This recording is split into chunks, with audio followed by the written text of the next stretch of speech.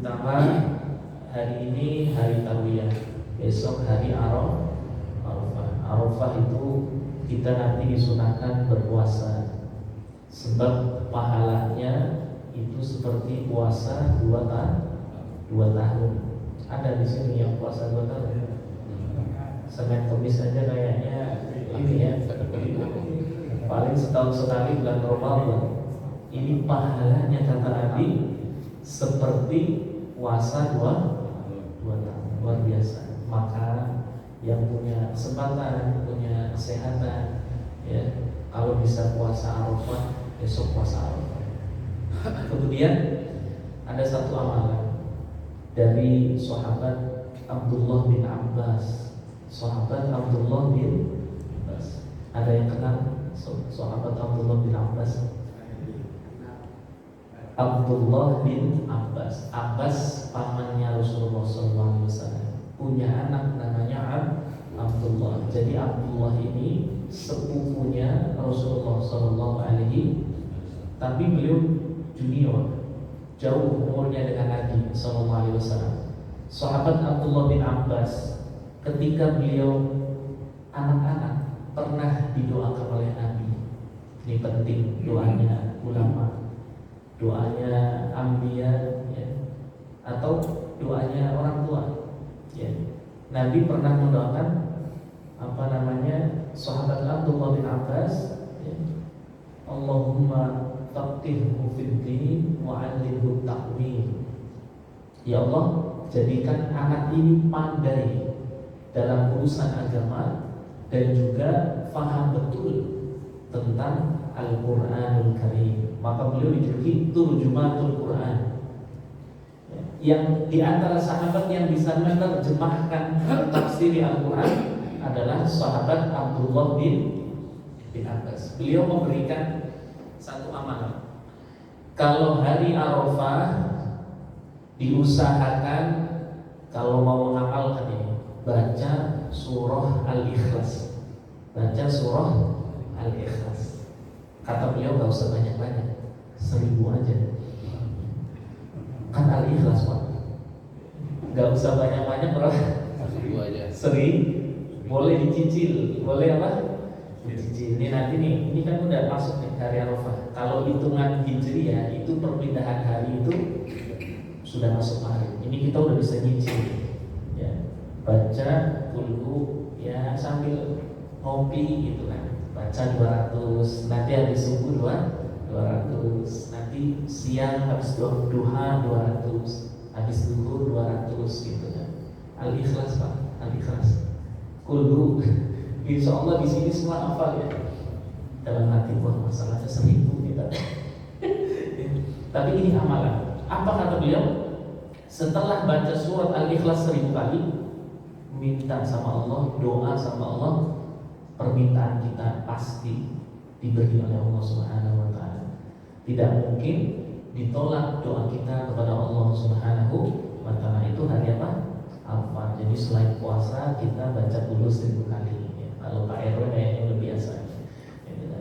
Kemudian nanti hari Senin itu Idul Adha. Itu kata Nabi, malamnya dianjurkan menghidupkan malam hari raya Idul Adha. Ustaz, apa harus begadang? Harus melek? Tidak. Kata para ulama, orang dihitung menghidupkan satu malam itu sholat maghrib berjamaah di Masjid Al-Falah, sholat isya berjamaah di Masjid Al-Falah, sholat subuh berjamaah, maghrib isya berjamaah, malam hari raya Idul Adha. Jangan jalan-jalan ke mall Pak, ya. Sholat jamaah. Maka ketika dia sholat jamaah maghrib isya subuh, kata para ulama, dia telah menghidupkan malam hari raya. Fadilahnya apa? Kata Nabi SAW, barang siapa menghidupkan malam hari raya Idul Fitri dan Idul Adha, maka Allah hidupkan hatinya nanti dalam kubur. Allah hidupkan hatinya nanti di mana hati-hati orang semua mati, dia hidup. Menghidupkan malam hari raya Idul Adha, ya. Dengan cara apa tadi? minimal, ini minimal Pak. Kalau kita bangun tahajud ya ahsan lebih baik. Atau kita terus baca takbir, ya, mengagungkan Allah Subhanahu wa taala, membesarkan Allah Subhanahu wa taala. Nah, kemudian nanti di hari raya ada sunnah yang Nabi sampaikan, kita dianjurkan puasa antara habis sholat subuh dan juga pelaksanaan sholat Idul Adha. Kalau Idul Fitri sunnahnya makan dulu, habis subuh mau berangkat makan. Kalau Idul Adha kebalik, dari habis subuh sampai menjelang sholat Idul Adha, kalau bisa jangan makan, jangan minum, jangan makan, jangan puasa. Puasanya singkat padat. Ya. Sebab apa? Nanti habis sholat Idul Adha mau nyampe, maka nanti antara subuh dan sholat itu tahan dulu kata Rasulullah. Jangan makan dulu. Nah, karena apa? Daging kurban itu keberkahannya luar biasa. Maka tahan dulu, nanti sarapan di Masjid Al-Falah atau di lingkungan sini. Ya. Tapi antara subuh dan juga apa? Sholat Idul Adha kita puasa. Kapan lagi Pak? Puasa cuma singkat padat, ya. Tapi mendapatkan pahala sunnah, mendapatkan pahala mengikuti Rasulullah SAW. Beda dengan Idul Fitri. Kalau Idul Fitri ada sholat subuh, sunnahnya ngopi dulu. Ya, Pak RW, ngopi gitu kan. Ngopi, nyemil, baru nanti berangkat sholat. Ya. Karena sebelumnya udah puasa, 30 hari untuk membedakan, maka dia makan atau minum sebelum berangkat sholat Idul Fitri. Jadi itu sedikit tambahan dari saya tentang apa yang dibahas kemarin sama Ustaz Ahmad. Saya ingin masuk di pembahasan sejarah atau hikmah daripada bulan Dzulhijjah. Jadi para hadirin, Rasulullah itu Sallallahu Alaihi Wasallam itu sampai beliau di dalam sholawat itu ada namanya sholawat Ibrahimiyah, betul kan? Kita kalau sholat bacanya sholawat Ibrahimiyah, karena memang nenek moyangnya Rasulullah adalah Nabi Ibrahim alaihis salam.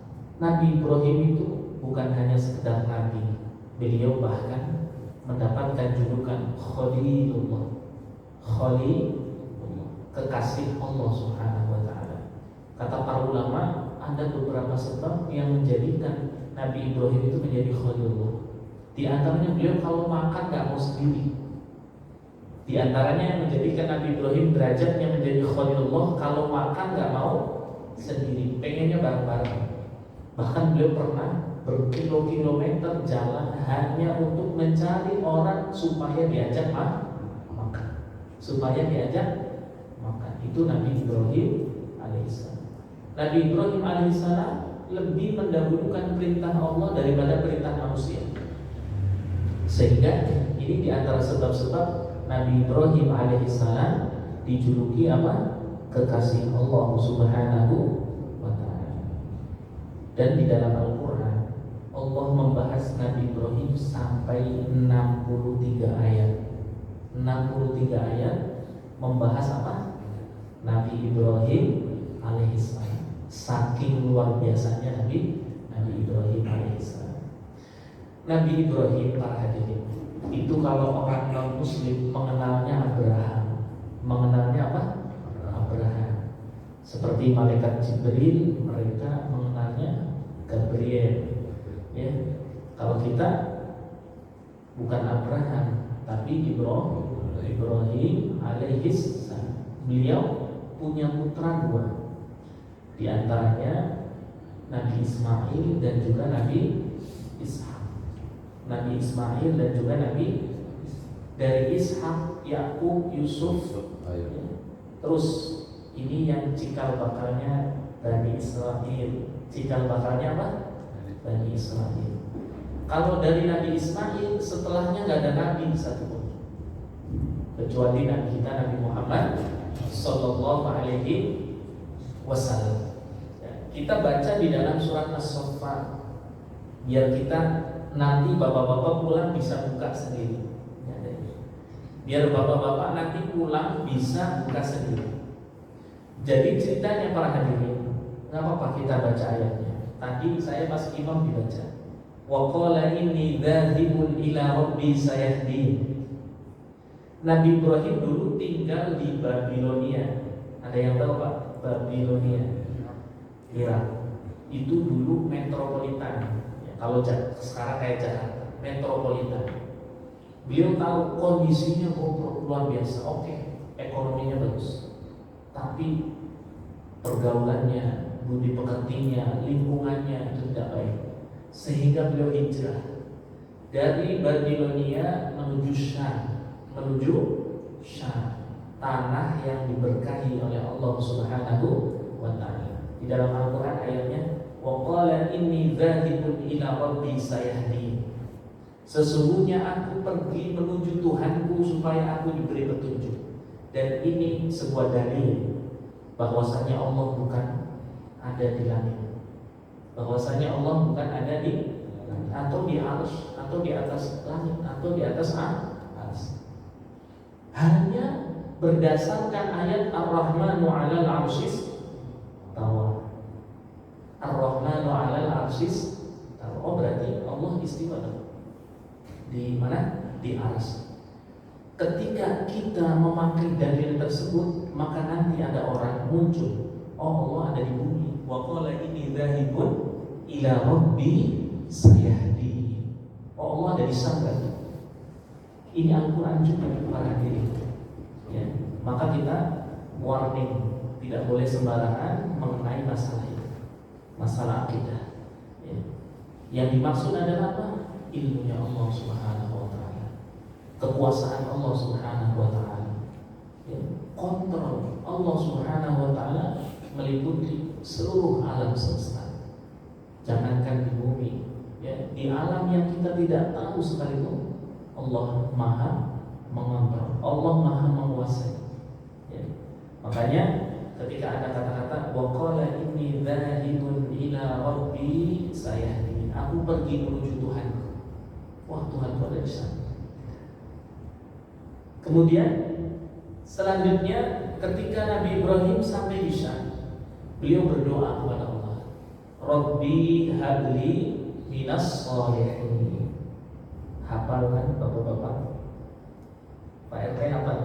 Rabbi habli minas, anak kecil hafal. Ini ternyata doanya siapa? Doanya Nabi Ibrahim alaihissalam. Beliau doa ini di dalam tafsir disebutkan dari mulai perjaka menikah sampai umur 82 tahun. Sampai umur berapa? 82 tahun. Di sini ada yang umurnya berapa? 82 tahun. Setelah umur 82 tahun, ya, baru ada ayat selanjutnya. Fabasyarnahu bighulamin halim. Wahai Ibrahim, engkau sudah minta sama Allah luar biasa, dari engkau muda sampai tua. Ya. Kemudian kata Allah, aku beri kabar gembira kepadamu wahai Ibrahim, yaitu dengan lahirnya putra yang bijaksana yang menjadi nabi kelak, yaitu Nabi Ismail alaihissalam. Usul punya usul Pak hadirin. Kenapa sih dinamakan Ismail? Ya, ternyata mengandung makna Ismail itu Allah mendengar.